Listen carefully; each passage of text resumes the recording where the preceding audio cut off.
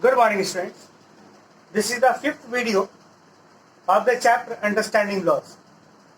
And so far we discussed about the procedure, law making procedure, as well as we discussed that why some laws are unpopular in nature and why these laws are going to create controversy in the society, and that is why it is also termed as controversial laws. Now in this video we will try to understand the law making procedure. We all know that government has been divided into three parts: executive, legislative and judiciary. Here the most important task has been given to the parliament or the legislative body. This is a law making body. Its main task is to form law for the country or to frame law for the country. Apart from that, the executive has been given the task of implementing the law, and judiciary has been given the task to interpret the law or to check the validity of the law as per the constitution. So here government has been divided on the basis of the task. Now come to the parliament, because here we are going to discuss about the law making process, and that revolves around the parliament. And parliament is only the body that has been given that task or responsibility to frame the law for the entire country. Now what are the methods that is involved in the law making process? We'll have to understand that law making process is a very complex process. So many steps are involved in the law making process. It is not so easy that we see that once law is formulated and it is coming to you. But the law making process is really very complex. It is full of complexity. So we will try to understand one by one what is the method that is being adopted while making the law, and how the parliamentarians are actually raising the issue. They are converting any issue into demand, and finally the demand is going to get converted into the bill, and finally the bill is going to get converted into the law. So you have to understand the four steps are involved: issue, demands are there, then issue is there, or it can also be opposite. Got it? After that, third one is bill, and fourth one is act or the law. So law is the last step. So we need to understand here that what is the method. Lok Sabha and Rajya Sabha. We all know that two houses of parliament are there, Lok Sabha and Rajya Sabha, and both have been given the task to frame the law. Law cannot be made by only one single house.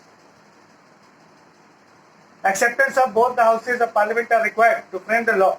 So we need to understand. First of all, we are going to discuss the simple formula, how the law is being made. So we need to understand that in every house, be it Lok Sabha or Rajya Sabha, three steps are involved in formulation of law. So what are those three steps? First reading, second reading, third reading in Lok Sabha. Similarly, in Rajya Sabha also, first reading, second reading and third reading. And after that, the particular bill, proposal will go to the parliament for signature, go to the president for signature. And once it will get nod or signature of the president, it will become law or act. We'll have to understand what is going to happen or what is actually going to happen in the first or second or third reading. We need to understand this. Now one by one you have to understand. First of all, whenever any bill is there or any proposal is there, it is put forwarded in any house of parliament. Suppose it is Lok Sabha. I am taking the example of Lok Sabha. Any bill is there, first of all it will be put before the Lok Sabha and it will be tabled in the parliament. And at the time, this is termed as the first reading. So here it will be tabled in the parliament and this step is termed as the first reading. And after that it will go to the different several committees that of the parliament to read the particular bill in minute way. Okay. Second reading. What is the use of second reading? So we have seen that a particular bill is if any particular bill is tabled in the parliament, and after that lot of discussion is happening over there. No? So basically second reading is concerned or it is connected with the word discussion or debate. So on a particular bill that was tabled in the first reading, now it will be discussed in great detail in the second reading. So discussion, debate for a longer time or in a great extent or in a good way will be done in the second reading phase. So second reading phase will give the opportunity to the bill to be discussed among all the members of parliament. Now third reading. What is the third reading? Now here third reading is mentioned. So what is the use of third reading? So basically you have to understand, in the third reading,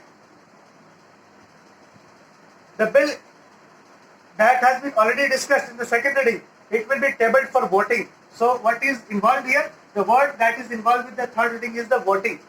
So here voting will be done in the third reading. So what will happen in the voting?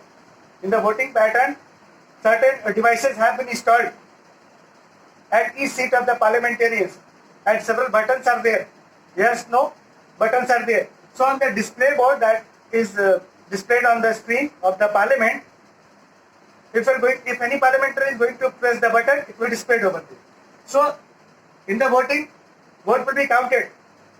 Some will say yes, some will say no, and those who are absent, the absentees will also be shown there on the display board. So we need to understand here, this is the third reading in which voting will be done.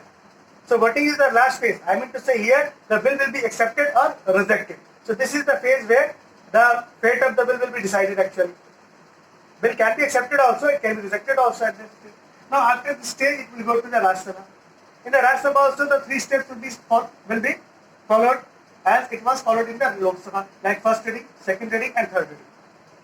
Once it is going to complete all the three phases in the Rajya Sabha also, then that particular bill will go to the President. And after that, the President will put his signature. And after that, bill will become act. So this is very simple, but it is not. It may look very simple, but it is not. Here, President can also play its role. Very important role. Presidents can use veto power. President can use veto power to stop particular bill from becoming law. It is the power of the President to stop the law. So basically, four types of veto power has been granted to the President, and four provision is there. So first of all, the first point is absolute veto power. So what is absolute veto power? It means that President has the power to stop the. President is actually, it can withhold the bill. It is in the command of President to stop the bill. It can withhold the bill. Got it? So it is termed as absolute veto power. Now after that, one more veto power is there, and veto power is the qualified veto power. So in the qualified veto power, it means that President is going to stop the law for some moment. But again, it will run if the Parliament will override it with a special majority. Now third type of veto is also there. Third type of veto is termed as suspensive veto. So here also the President can stop law for bill for some moment, but again it can be overridden by the Parliament. I mean, Parliament can again pass it with simple majority. But the fourth one is very controversial, and fourth one is very important, that is pocket veto. If any bill is coming to the President can keep that particular bill in his pocket for an infinite period of time. No time limitation has been given in the Constitution. The government can keep it in this, President can keep this particular bill or any particular bill in his pocket. So that is why it is termed as pocket veto. So we have discussed this. Now the question may arise, now question answers, question may arise that why President has been authorized to go with the veto power. Why President is using the veto power? The President is using the veto power if the law is very unpopular, or he may use the veto power if he thinks that law is going to be passed in very hurry manner. So in order to stop such hurriness, or you can say such hurriedly manner, it was decided to give power to the President. I am talking about the veto power. So veto power was granted to the President so that President can stop the bill if it is made in hurry. Now, another question is that in which reading the voting system is done or voting is done. So you have to understand again, the third reading is the most important or crucial part of the law, because here only voting system is done and the law is decided, the fate of the law is decided, whether it will be passed, whether it is going to pass or fail, whether it will be accepted or rejected in the Parliament. So this is all about this video, and we discussed here about the law making process by the Parliament. Thank you so much.